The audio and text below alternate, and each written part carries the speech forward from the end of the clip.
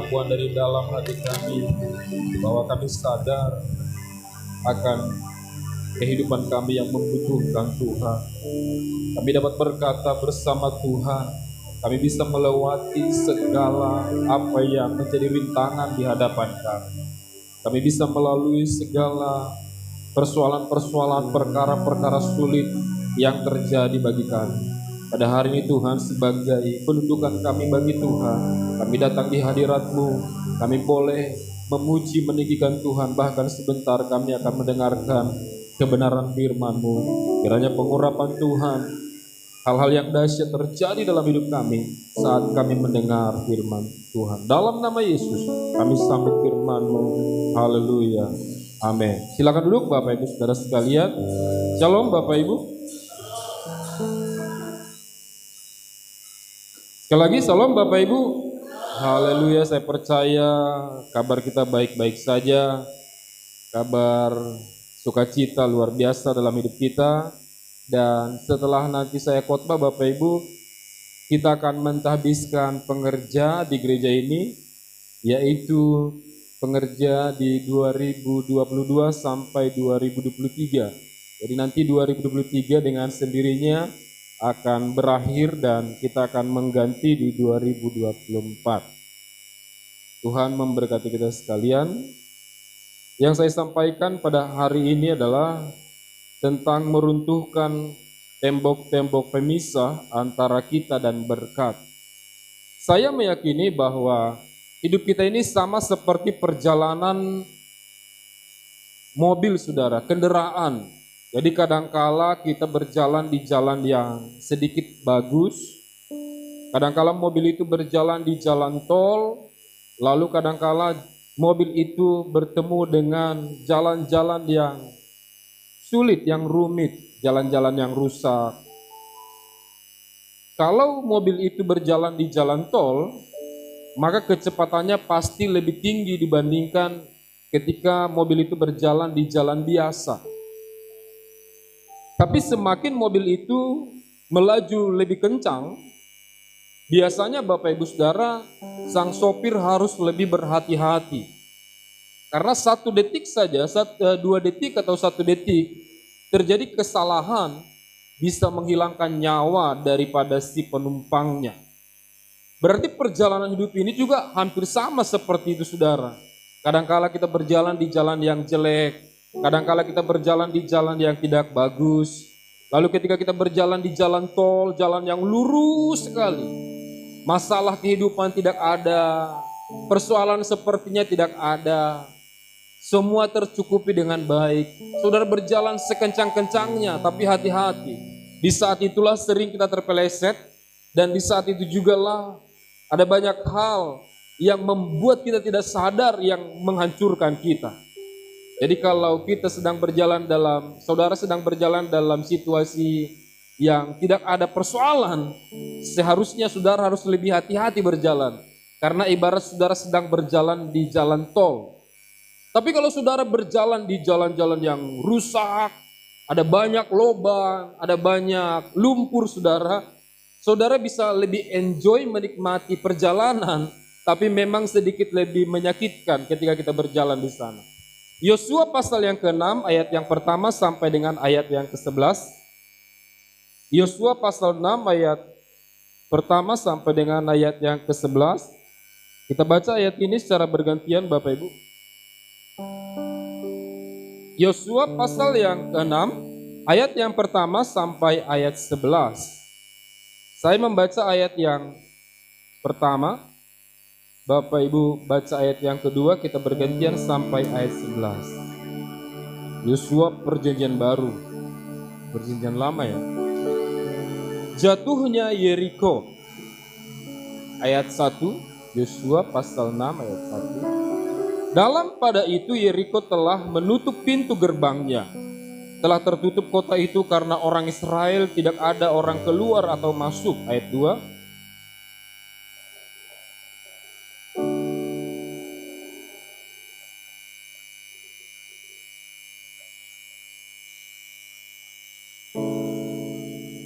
Haruslah kamu mengelilingi kota itu, yakni semua prajurit harus mengedari kota itu sekali saja. Demikianlah harus engkau perbuat 6 hari lamanya.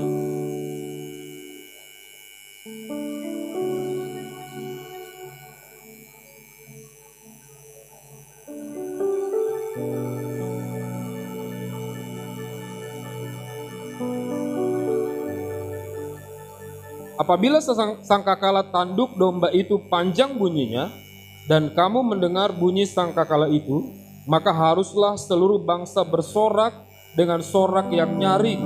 Maka tembok kota itu akan runtuh, lalu bangsa itu harus memanjatnya masing-masing langsung ke depan.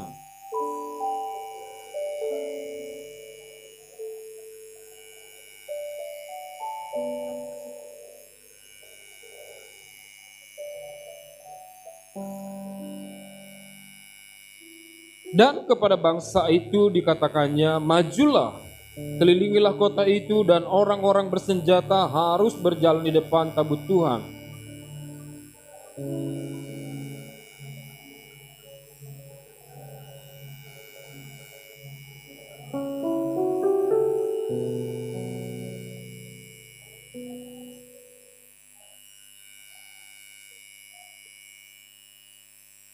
Dan orang-orang bersenjata berjalan di depan para imam yang meniup sangkakala, dan barisan penutup mengikut tabut itu, sedang sangkakala terus-menerus ditiup.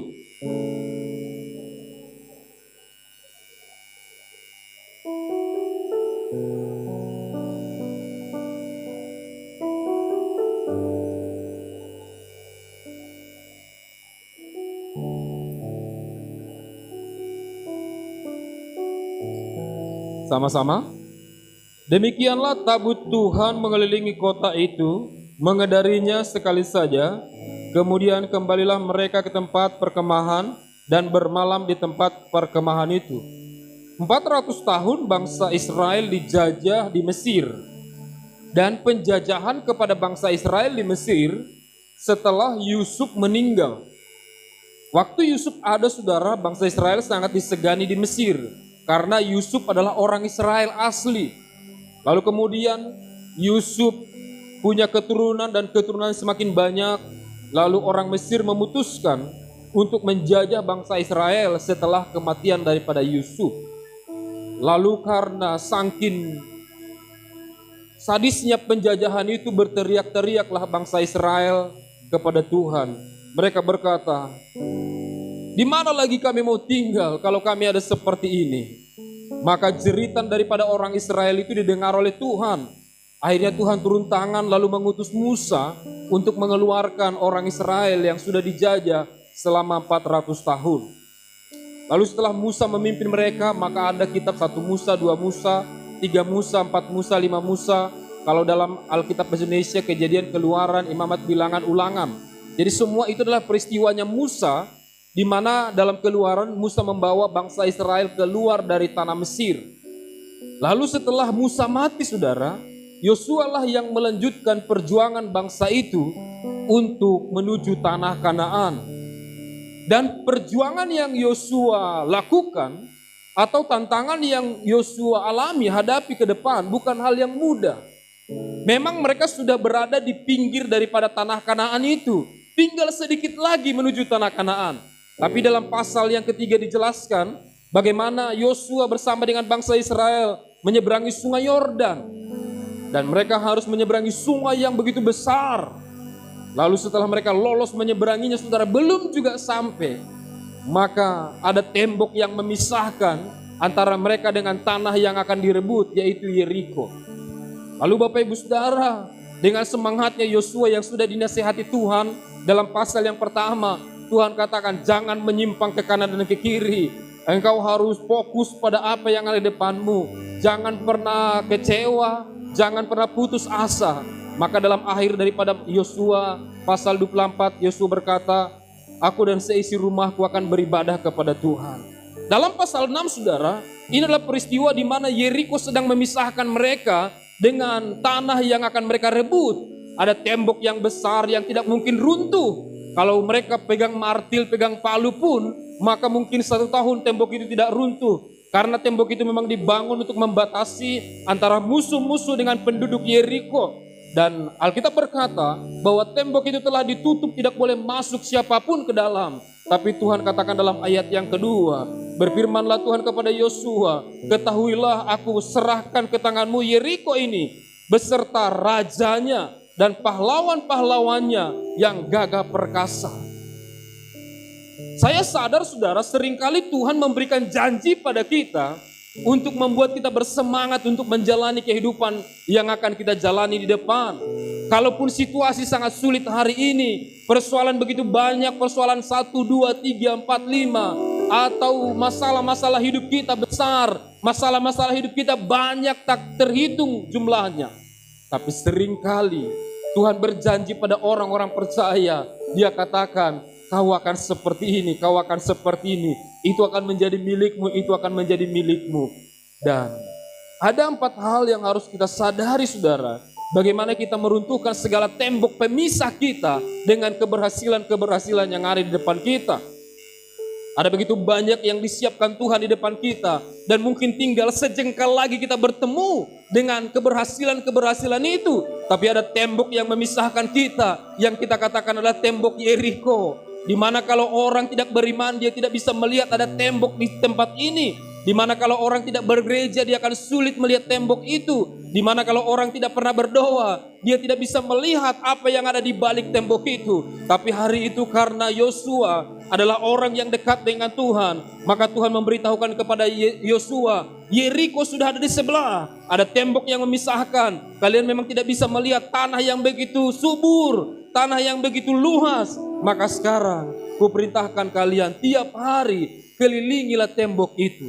Yang pertama saudara, bagaimana saudara meruntuhkan tembok-tembok pemisah antara kita dengan berkat yang disiapkan Tuhan bagi kita. Yang pertama saudara harus yakin dengan segala janji Tuhan, katakan amin. Ada satu yang diberikan Tuhan selalu pada kita di saat kita menjalani seluruh kehidupan kita, yaitu janji yang diucapkan Tuhan bagi kita. Mungkin janji itu ada di Alkitab. Mungkin janji itu bisa langsung pada kita, pada pribadi kita.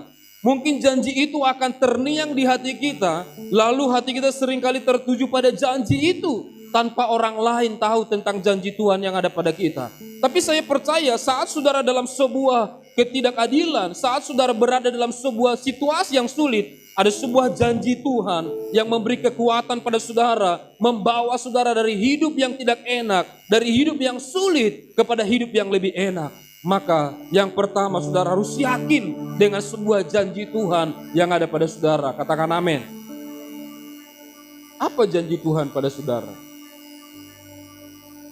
Mungkin kalau saya, janji Tuhan yang saya pegang, saya percaya Tuhan akan memberkati keluarga saya, Tuhan akan memberkati pelayanan ini, Tuhan akan memberkati masa depan saya. Janji Tuhan pada kita beda-beda saudara. Mungkin janji Tuhan pada saudara, pekerjaan saudara akan diberkati oleh Tuhan, usaha dan bisnis saudara akan diberkati oleh Tuhan.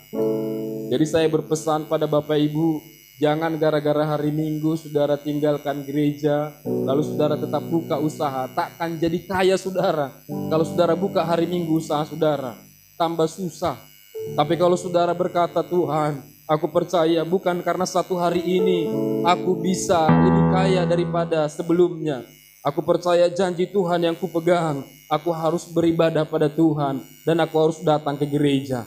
Maka saya percaya ada banyak berkat yang disiapkan Tuhan bagi kita. Seperti Tuhan berjanji pada orang Israel, maka Tuhan berkata kepada orang Israel, ketahuilah, aku serahkan ke tanganmu Yeriko ini, sebuah tempat pemandangan yang indah, sebuah tempat di mana kita bisa bercocok tanam, luas dan tanahnya subur. Lalu kemudian Tuhan berjanji pada Yosua, tapi Tuhan katakan, tapi hari pertama sampai hari ke-7 ada tugas yang harus kalian lakukan sampai hari ke-6.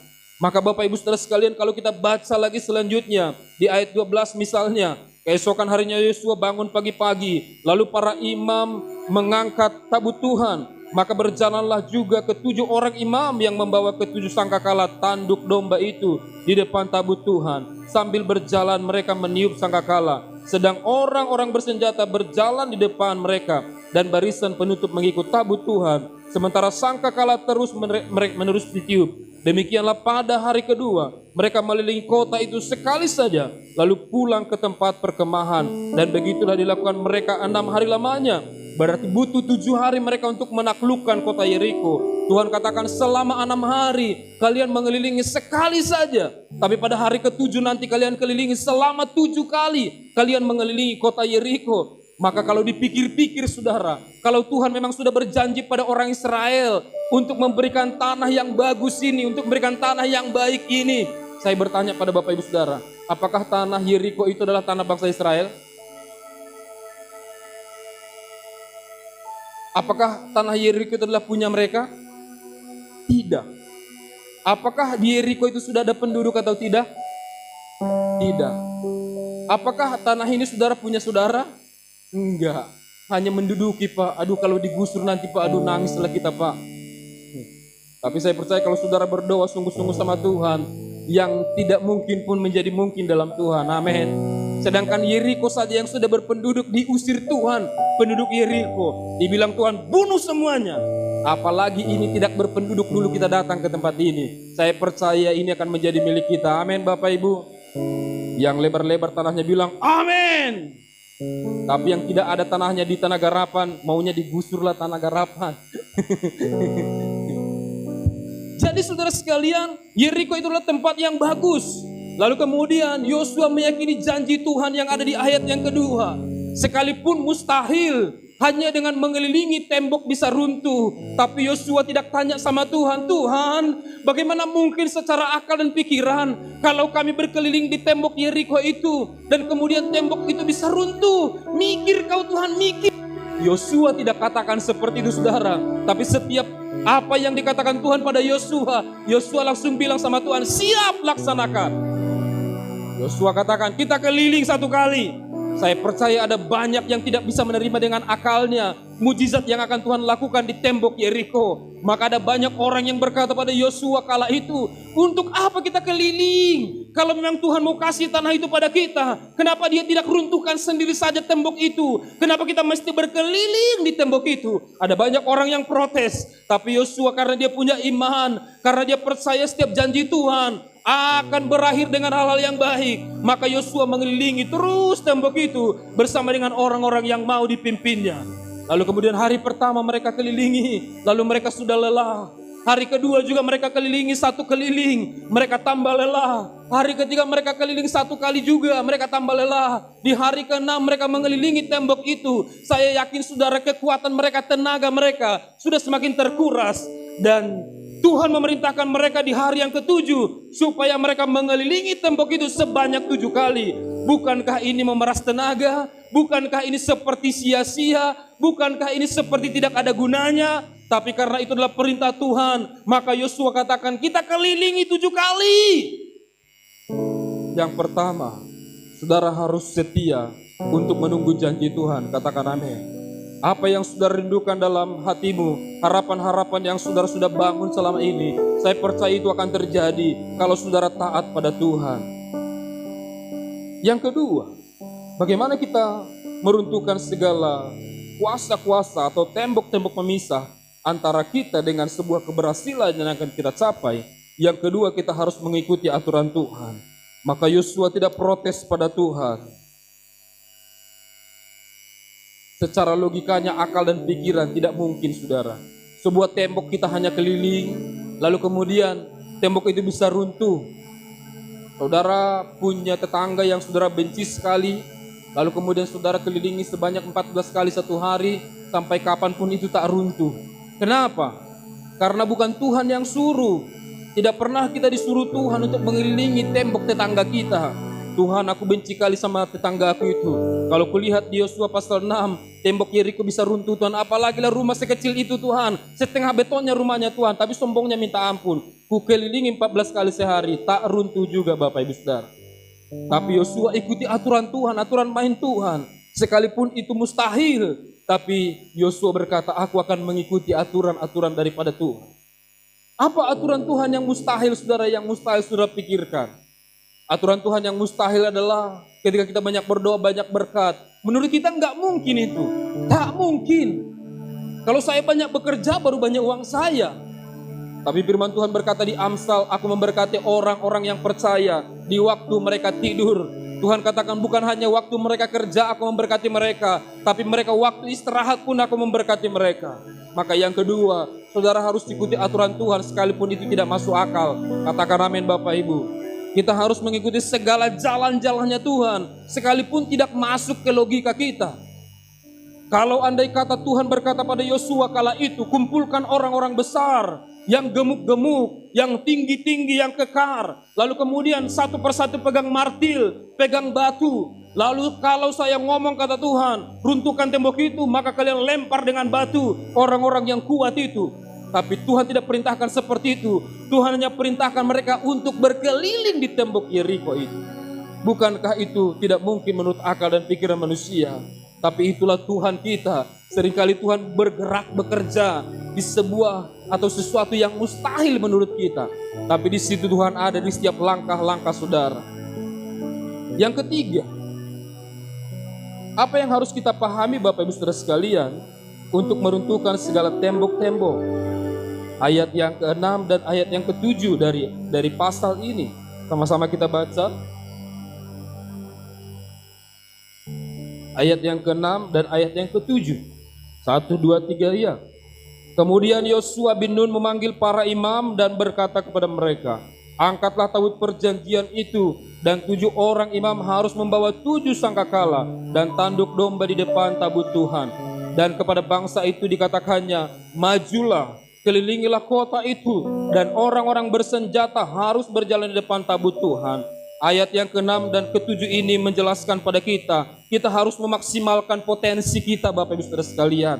Untuk meruntuhkan segala tembok yang ada di samping kita. Mungkin kita selangkah menuju ke kanan, di sana sudah ada keberhasilan, di sana sudah ada kesuksesan. Tapi kita dipisahkan oleh tembok yang sedikit saja. Lalu kemudian untuk mencapainya itu Bapak Ibu Saudara, saudara harus kerahkan segala potensi saudara. Saudara harus maksimal dalam hidupmu untuk mencapai segala sesuatunya. Maka tidak pernah Tuhan menyuruh orang-orang yang malas dalam Alkitab. Tuhan tidak pernah bilang sama orang-orang yang pengangguran, mari ikutlah aku dan kita menjala manusia. Tapi siapa yang dipanggil oleh Tuhan? Petrus dan teman-temannya. Lagi ngapain mereka dipanggil oleh Tuhan? Mereka lagi menjala ikan, mereka lagi cari makan, mereka lagi bekerja. Dan Tuhan sangat senang dengan orang-orang yang bekerja keras. Tuhan sangat senang dengan orang-orang yang mengerjakan sesuatu dengan semua tenaganya. Maka Tuhan akan memberi lebih berkat yang lebih pada orang-orang yang seperti itu. Tapi kalau orang malas, saudara jangan harapkan untuk dipakai oleh Tuhan, untuk dipanggil oleh Tuhan. Karena Tuhan tidak pernah memanggil orang-orang yang pengangguran. Ketika Tuhan memanggil Paulus, apa pekerjaannya? Pekerjaannya adalah membunuh orang Kristen. Dia punya pekerjaan saudara, dia punya job dan dia sungguh-sungguh dalam job itu. Dan akhirnya Tuhan panggil dia. Dan Tuhan tidak pernah memanggil seseorang yang sedang pengangguran. Maka kalau orang yang pengangguran, saya jamin saudara, dia tidak terhubung dengan Tuhan. Kalau saudara banyak berdoa pun, tapi kalau saudara malas mengerjakan sesuatu, saya percaya Tuhan tidak mungkin berkati saudara. Karena Amsal berkata, kita harus belajar dari semut. Sekalipun mereka tidak ada pemimpinnya, tapi mereka bergerak sedikit demi sedikit. Tuhan tidak suruh kita bergerak melebihi daripada kemampuan kita. Orang Israel tidak Tuhan suruh bergerak atau melakukan melebihi daripada kemampuan mereka. Tapi Tuhan hanya suruh mereka mengelilingi tembok itu. Yang keempat, kita baca ayat yang ke-10. 1, 2, 3 iya. Tetapi Yosua telah memerintahkan kepada bangsa itu demikian. Janganlah bersorak dan janganlah perdengarkan suaramu. Sepatah kata pun janganlah keluar dari mulutmu. Sampai pada hari aku mengatakan kepadamu, bersoraklah, maka kamu harus bersorak. Yang keempat saudara, kita harus lebih banyak berbuat daripada ngomong, daripada ngoceh. Banyak orang lebih banyak ngomong daripada banyak apa? Banyak bekerja. Maka saya simpulkan orang yang seperti itu adalah burung aporik. Tahu saudara burung aporik yang makan padi? Itu ributnya minta ampun saudara. Tapi kecilnya minta ampun, ributnya minta ampun. Tapi lihat itu burung Raja Wali. Pernahkah saudara melihat burung Raja Wali itu suaranya sebanyak suaranya aporik? Mungkin dalam satu kali sehari pun dia tidak bersuara. Tapi sekali dia bersuara mau terbang, langsung terbang. Kalau aporik, terus marungut-ungut. Tapi nggak ada yang dikerjakan. Terus ngoceh, terus ngomong saudara. Aduh ini pas sekali Pak mertuaku ini Pak, aduh jangan gitu Bu. Ini pas sekali menentuku ini Pak, aduh jangan Bu. Kita harus lebih banyak berbuat daripada ngomong. Kita harus lebih banyak berbuat daripada apa? Ngomong. Jadi saudara jangan lebih banyak kata-kata daripada perbuatan. Hendaknya kita lebih banyak perbuatan daripada hanya sekedar kata-kata kita. Ngomong-ngomong layangan putus sampai episode berapa ya? Sampai episode berapa? Soalnya paket data kami terus bertambah karena Ibu Gembala suka nonton layangan putus. Saya bilang, ini kita sudah tambah pengeluaran nih gara layang-layang orang putus, kita yang tambah pengeluaran. Siapa di sini yang suka nonton layangan putus? Aduh, dari wajah-wajah saudara saya lihat, aduh, suka kali saudara nonton layangan putus. Itu sinetron yang terhits di Facebook, saudara. Jadi kadang-kadang sinetron bisa membuat kita bisa gawat. Beberapa hari yang lalu Bu Gembala masak telur pakai sambal, tapi garamnya mungkin ditaruh 3 kali. Saya bilang itu bisa faktor film. Saya bilang pahit semuanya sambalnya. Itu gara-gara garamnya kebanyakan. Jadi lebih sering menghayal. Jadi saudara jangan suka nonton layangan putus ya. Nanti suatu saat disekap suaminya karena saking senangnya nonton film itu, akhirnya besoknya suaminya mati. Dipikirnya bisa bercanda, di sana nggak mati. Rupanya betul-betul mati saudara suaminya. Kalau saudara nonton sinetron, nontonlah SpongeBob, nontonlah Upin Ipin. Kalau itu nggak apa-apa, karton itu. Ini layangan putus. Aduh. Padahal pemain filmnya sudah bilang, apa ya hubungan layangan putus dengan cerita kami katanya. Nggak ada katanya, tapi orang banyak juga nonton. Nggak ada kaitannya. Tapi saya percaya Bapak Ibu Saudara sekalian, kehidupan kita akan lebih baik daripada hari ini, amin. Saya berdoa supaya saudara diberkati oleh Tuhan, berkat melimpah ada dalam usaha dan pekerjaan saudara, tapi utamakan mencari Tuhan daripada mencari segalanya. Saudara mencari uang akan lari, tapi ketika saudara mencari Tuhan, uang akan mencari saudara. Saudara mencari Tuhan, berkat-berkat Tuhan akan dilimpahkan pada saudara. Ada banyak orang terlalu fokus mencari uang, minggu cari uang, semua jam kebaktian cari uang. Akhirnya memang dia sudah kaya raya, tapi tiba-tiba dia punya kanker, tumor ganas. Sekali masuk ICU, habis semua yang dicari selama ini. Untuk apa saudara? Kalau saudara hanya menyimpan uang untuk berobat. Alkitab berkata kalau saudara dekat dengan Tuhan, maka hati saudara akan berbahagia, hati saudara akan gembira, maka Tuhan akan menjauhkan segala penyakit dari kita. Kalau kita ada dalam Tuhan, Tuhan adakan penyakit bagi kita, berarti itu untuk mendidik kita. Dan saya percaya kita akan lebih dewasa ketika kita mencari Tuhan dengan sungguh-sungguh. Amin buat firman Tuhan, mari kita tundukkan kepala.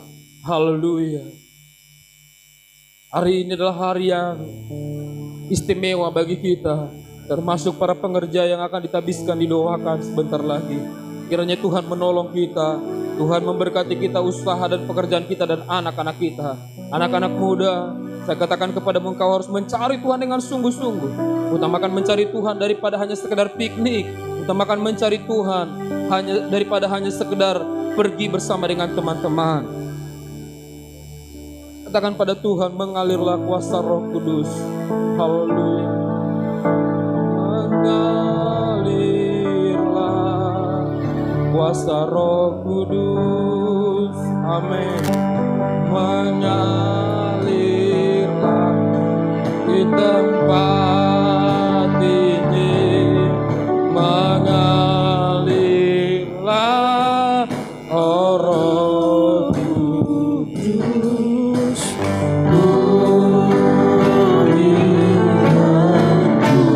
Mari kita sama-sama bangkit berdiri di hadapan Tuhan. Katakan, bagaikan tanah kering, bagaikan tanah kering. Amin. Yang merindukan air, demikianlah jiwaku merasakan engkau. Ku rindu selalu, ku rindu selalu. Tuhan dalam hidup kita. Hadir-Mu di hidupku. Pulihkan jiwa kami Tuhan. Memulihkan jiwaku. Hembuskanlah nadamu. Mengalirkan rasa Roh Kudus. Mengalirkan bintang pagi. Mengalirlah, Mengalirkan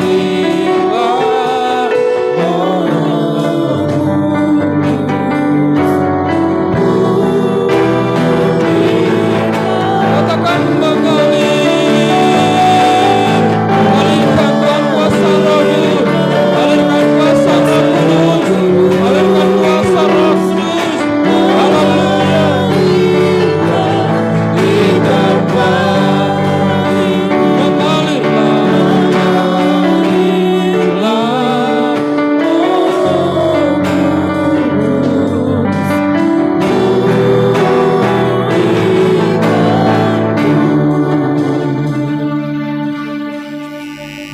Bapak Ibu berdoa hari ini buat segala apa yang saudara doakan, rindukan terjadi dalam hidupmu. Lihat ada Tuhan yang menolong kita. Ada Tuhan yang membantu kita, menolong kita, mengadakan mujizat dalam hidup kita. Sekalipun hal-hal yang mustahil yang Tuhan perintahkan pada kita, tapi ikuti aturan Tuhan, maka Tuhan akan memberkati saudara. Tuhan Yesus, terima kasih Tuhan pada hari ini. Jemaat-Mu yang sudah menaikkan doa mereka di hadapan Tuhan. Ada begitu hal-hal yang pahit yang dialami oleh mereka ya Tuhan. Kiranya Tuhan hadir dalam setiap langkah mereka, setiap kehidupan mereka, setiap detik demi detik, menit demi menit dalam kehidupan mereka. Sehingga nama Tuhan dimuliakan. Karena ada banyak terjadi mujizat dalam kehidupan kami. Tolong kami Tuhan, kami adalah pribadi yang tidak mampu. Kami pribadi yang sangat terbatas untuk mengerjakan banyak hal. Tapi kami tahu ada Tuhan yang mengerjakan mujizat bagi kami. Seperti Tuhan merobohkan tembok Yeriko untuk orang Israel. Terima kasih Bapa yang baik.